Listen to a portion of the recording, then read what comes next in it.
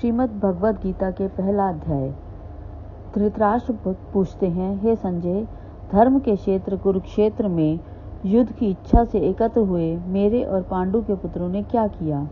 संजय बोले, राजा दुर्योधन पांडवों की सेना की व्यूह रचना देख अपने आचार्य द्रोणाचार्य के पास जाकर बोले, हे आचार्य, आपके बुद्धिमान शिष्य द्रुपद के पुत्र ने जिसकी व्यूह रचना की, ऐसी पांडवों की विशाल सेना को देखिए। उस सेना में अर्जुन और भीमसेन के तुल्य विशाल धनुष वाले युयुधान, राजा विराट तथा राजा द्रुपद जैसे महारथी हैं। धृष्टकेतु, चेकितान, बलवान काशी नरेश, राजा पुरुजित, कुंती भोज और मनुष्यों में श्रेष्ठ शैव्य हैं। अति पराक्रमी युधामन्यु व महाबली उत्तमौजा, सुभद्रा पुत्र अभिमन्यु और द्रौपदी के 5 विंध्याधिक महारथी पुत्र भी उधर स्थित हैं।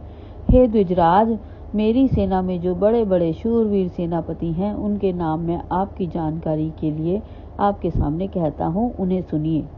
हमारी सेना में मुखियों में आप, भीष्म, कर्ण, युद्ध विजयी, कृपाचार्य और वैसे ही अश्वत्थामा, विकर्ण, सोमदत्त का पुत्र भूरिश्रवा आदि हैं। ये अन्य अनेक शूरवीर अपने प्राणों का मोह छोड़कर मेरे हित के लिए आए हैं। ये अनेक प्रकार के अस्त्र शस्त्रों से सुशोभित और युद्ध विद्या में निपुण हैं। सारे भीष्म से सुरक्षित मेरी सेना शक्तिशाली है, किंतु भीम से सुरक्षित उनकी सेना कमजोर है। इसलिए आप लोग युद्ध के अपने अपने मोर्चों पर अपनी अपनी सेना लेकर भीष्म जी की सब प्रकार से रक्षा करें। इतने में ही दुर्योधन के उत्साह को बढ़ाते हुए कौरवों में वृद्ध व प्रतापी भीष्म पितामह ने सिंहनाद कर ऊंची ध्वनि में शंख बजाया। तब तो शंख, भेरी, पणव, आनक, गोमुख आदि बाजे एक साथ बजने लगे, जिनसे भयंकर ध्वनि हुई। इसके बाद श्वेत वर्ण के घोड़ों से युक्त ऊंचे रथ में बैठे श्री कृष्ण और अर्जुन भी अपने अपने दिव्य शंखों को बजाने लगे।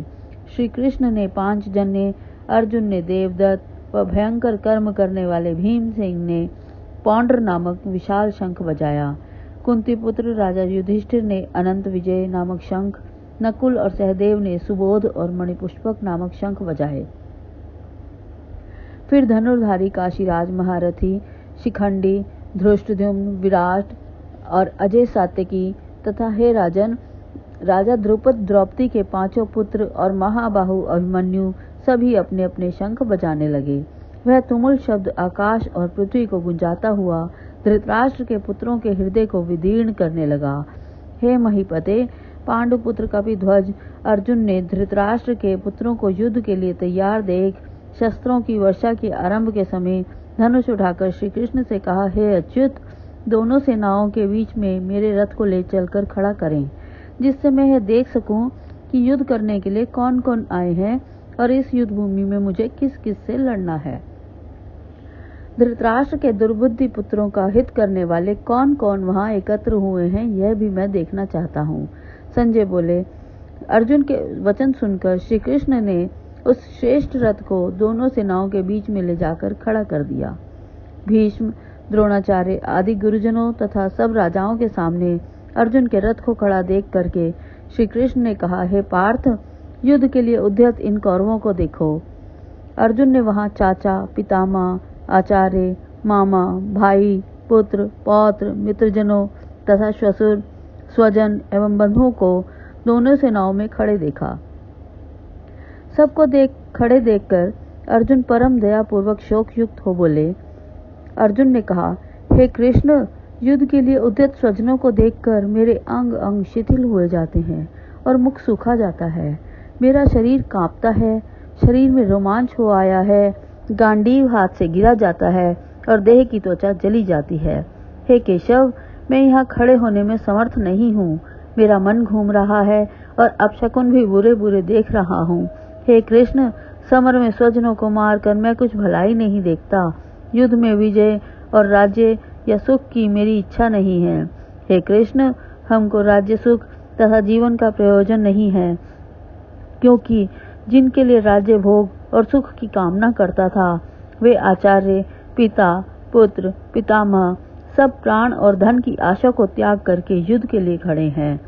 हे मधुसूदन, मामा, ससुर, पौत्र, साले और संबंधी ये सब मुझको मारें तो भी मैं इन्हें मारने की इच्छा नहीं करता। हे जनार्दन, मैं इन्हें तीनों लोक के राज्य के लिए भी नहीं मार सकता, फिर पृथ्वी के लिए क्या मारूं? कारण कि धृतराष्ट्र के पुत्रों को मारकर मुझे क्या सुख मिलेगा? इन आतताइयों को मारने से मुझको पाप ही लगेगा। धृतराष्ट्र के पुत्रों को मारने योग्य हम नहीं हैं। हे माधव, आत्मीय जनों को मारकर हम कैसे सुखी होंगे? यद्यपि ये दुर्बुद्धि, लोभवश, कुलक्षयकृत दोष और मित्रद्रोहकृत पातक को नहीं देखते हैं, तो क्या हमको भी उचित नहीं है कि हम इस पाप को दूर करने का प्रयत्न करें? हे जनार्दन, कुलक्षय के दोषों को जानने वाले मुझको इस पालक से अवश्य बचना चाहिए। कुलक्षय से होने वाले से सनातन कुल धर्म का नष्ट हो जाता है। धर्म के नाश होने से संपूर्ण कुल में अधर्म छा जाता है। हे विष्णुवंशी कृष्ण, अधर्म होने से कुल की स्त्रियां व्यभिचारिणी हो जाती हैं और उनके व्यभिचारिणी हो जाने पर वर्ण संकर संतान उत्पन्न होती है। वह वर्ण संकर कुलक्षय करने वाले को और उसके कुल को नरक पहुंचाता है, क्योंकि पिंड और तर्पण के बंद होने से पितर नरक में गिरते हैं।